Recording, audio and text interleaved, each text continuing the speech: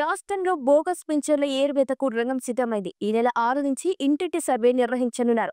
ఇక ముందుగా దీర్ఘకాలిక వ్యాధులతో బాధపడుతున్న వారి ఇళ్లను సర్వే చేస్తారు.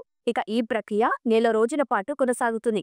ఆ తర్వాత దివ్యాంగ కేటగిరీకి సంబంధించిన పింఛన్లపై సర్వే చేస్తారు. ఇక ఆర్దో, జనరల్ ఫిజిషియన్, పిహెచ్సి వైద్యులతో కూడిన ప్రత్యేక బృందాలు ఈ నెల 6 నుంచి లబ్ధిదారుల ఇళ్లకు వెళ్లి వైద్య పరీక్షలు చేస్తారు. ఇక జనవరి నెలాఖరులోగా సర్వే పూర్తి చేయాల్సి ఉంటుంది. ఇక జిల్లాల గ్రామీణ అభివృద్ధి సంస్థలకు ఆదేశాలిచ్చారు. ఇక నెలాఖరుకు ఇంటింటి సర్వే పూర్తయిన తర్వాత శారీరక వైకల్యం కలిగిన పింఛన్లను సర్వే చేస్తారు.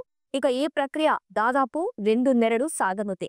ఇక పూర్తిగా నడవలేని స్థితిలో ఉన్నవారికి ఇళ్లకు అధికారులు వెళ్లి పరీక్షిస్తారు. ఇక మిగతా వారిని సమీపంలోని ప్రభుత్వ ఆసుపత్రులు పరీక్షిస్తారు. ఇక ఏ రోజు రావాలో ముందుగానే తెలియజేస్తారు.